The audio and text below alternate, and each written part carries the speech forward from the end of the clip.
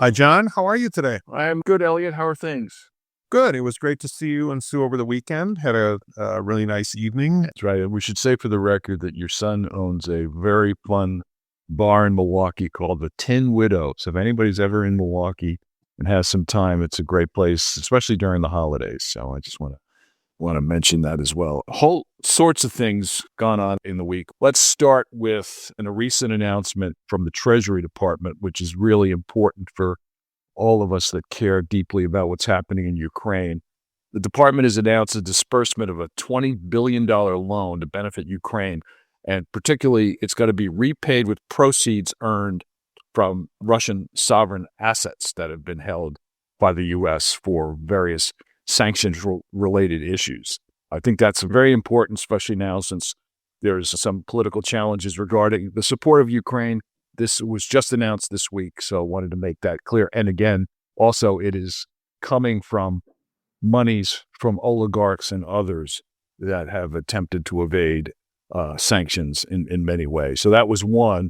The Treasury's done a bunch of things. So just very quickly, they also sanctioned a cybersecurity company that was involved in the compromise of firewall products and attempted ransomware attacks. And so that's also on Treasuries and the OFAC websites. And so some of these cyber actors emanate from China, and that continues to be the most persistent threat to U.S. national security. It was mentioned in the 2024 annual threat assessment from the Office of the Director of National Intelligence. So those are a couple of Treasury-related topics, again, on sanctions, on the disbursement of funds, as we mentioned. We said many times, people should sign up for the Treasury emails. There's always some really good information if you're in the AML, CFT sanctions space. FinCEN issued a notice of appeal in the CTA case that we talked about extensively last week. And they also put out a reminder to people that voluntary reporting is not restricted under the injunction.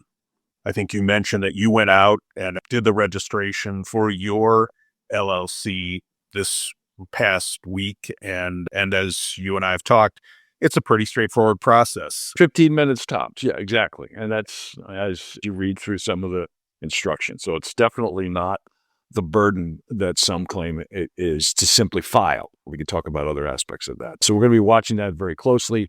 So related to that is something that we've been highlighting for a while now, and that's some of the, let's just say, debate regarding the scope of BSA and AML and that sort of thing. So there was what they called an interim staff report from the Committee on Judiciary in the House in the U.S. The title of the report will, I think, tell you all you need to know about the scope of the report. Financial Surveillance in the U.S., how the federal government weaponized the BSA to spy on Americans. It's a 47-page report. This talks in detail about the use of data from BSA with SARs and CTRs and that sort of thing. My point would be read the report, understand that this is a particular perspective. They talk about the reporting on suspected domestic terrorists from several financial institutions. I think this is, again, as we've said with the holdup of the CTA, this is only the beginning. This is going to be a theme, I think, throughout the next Congress. Now, let me just end my point on this. Besides reading it, understand, we've all said that we can improve the AML infrastructure. There's no question about that. This, however, to me, is an area of real concern if we're going to start eliminating reporting and other record-keeping requirements without any sort of backup. I'll just leave it at that. I will just say my own view is some of the quotes are not contextualized, but read it and I think understand that this is, I said, only the beginning. John, the name of the select subcommittee is Select Committee on the Weaponization of the Federal Government. My hope for 2025, I know it's a dim hope, but my hope for 2025 is that we will banish the word weaponized from the conversation broadly, regardless of where you stand on the political spectrum, that people will stop using that phrase and will actually have open and clear conversations about what bothers them and why it bothers them. We see that word and that concept used across the political spectrum, and I think it's becoming its own, if you'll pardon me, epidemic. I think that's more than fair. Let's transition to a more positive but important strategic point. Our good friend Les Joseph, who we've interviewed and has been part of webinars in the past. He's retired from Wells Fargo after a long career there, but also the Department of Justice that he was at before, wrote in a blog piece in the past couple of weeks his view on a better approach to dealing with fraud. We all know that fraud is obviously a massive issue in the U.S. and elsewhere. In this piece that you can find on the website BioCatch, spelled as it sounds, Les talks about his view that there should be a fraud czar. Very interesting points that he makes here. Has been well versed in what the government has done in the past. He gives credit to a lot of what FinCEN's doing with the private sector-led initiatives that they're doing, and IRS CI. But he talks about a national anti-fraud strategy. So take a look at this. I'm going to talk to Les about sitting down for a lengthy conversation to go more in depth in this. But given his background and his involvement in anti-financial crime throughout his entire career, this is both an important point, but also maybe something that perhaps policymakers will pay attention to and maybe make some adjustments. So again, it's on the website BioCatch, written by Les Joseph.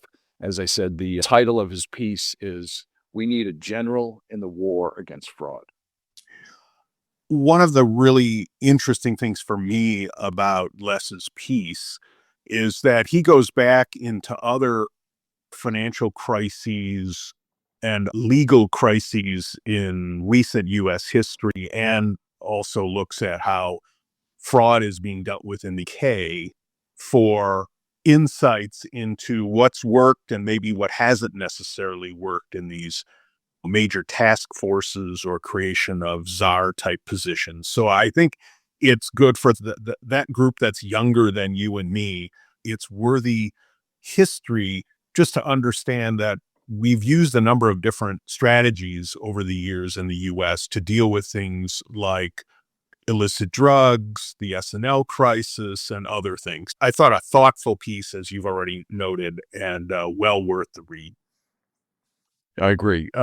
Earlier this week was International Anti-Corruption Day. There was a lot of good information from organizations that deal in that space, from the Basel Group that we've talked to before, Transparency International, specifically the Treasury on International Anti-Corruption Day through OFAC. They sanctioned 28 individuals and businesses that were involved in a global gold smuggling and money laundering network based in Zimbabwe. The global network has facilitated illicit activities, according to the press statement, by bribing officials, deploying trusted supporters to mask ownership, and weaving what they're calling a global web of businesses to hide the illicit.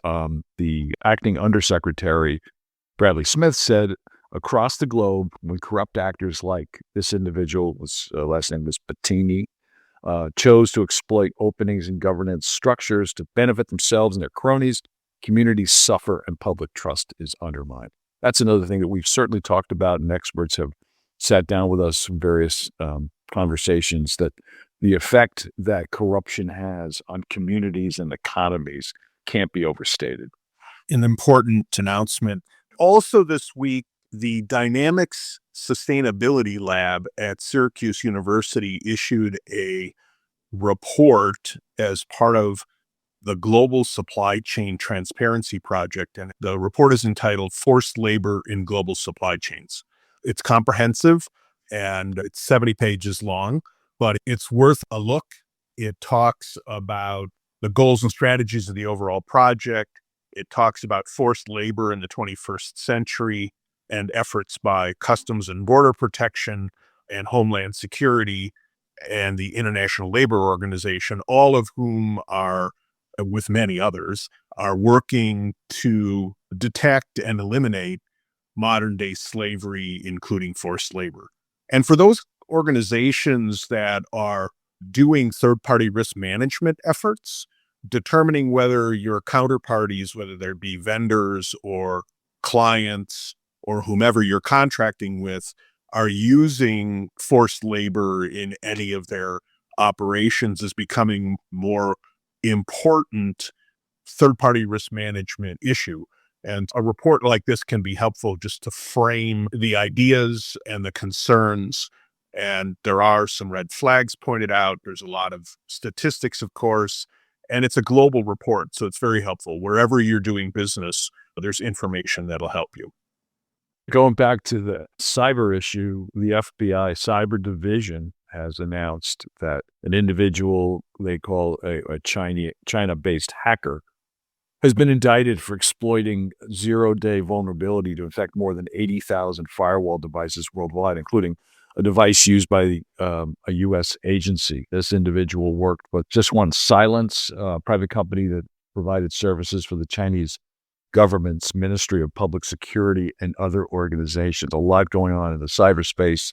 I know what I've neglected to raise, and this is something we wanted to talk about as well, and that is our good friends at IRS have published their 2024 annual report.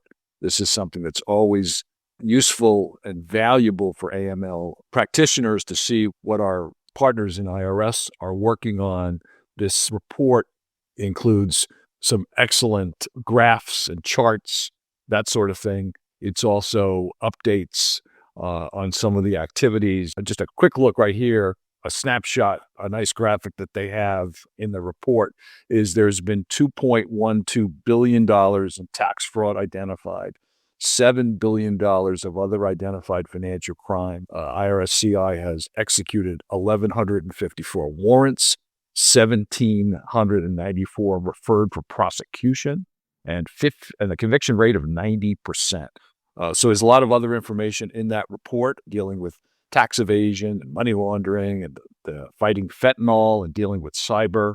Our partner, Guy Fico, who's the IRSCI chief, is continuing the great work that agency has done with the other chiefs that we've had the pleasure of working with. There's sections in here on seizures, how this affects things internationally. A 62-3-page report just came out earlier this week, so would suggest those of us in this community take a look at that.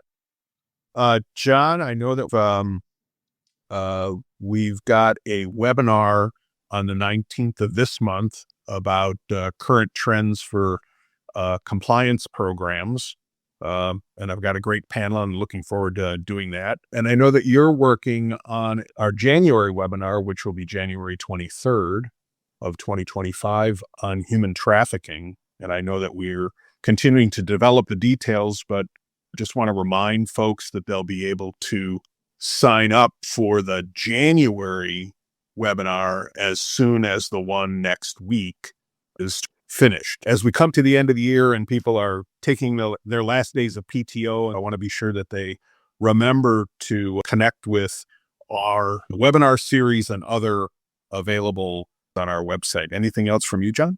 No, for that webinar in January, we have a commitment from Polaris to participate, and we're efforting someone from the AML community as well as the government. We'll be able to finalize those additional panelists hopefully in the next week or so. Because it's Anti-Human Trafficking Awareness Month, we want to provide as much both practical and strategic direction as we can. So we're going to get the best from that world to provide that. So we're working on exactly what the themes will be, but you can be sure that you will come away with some practical advice for all of us in the AML community. Okay, John, you have a good week, and I'll talk to you next week. Sounds good, Elliot. Take care. You too. Bye-bye.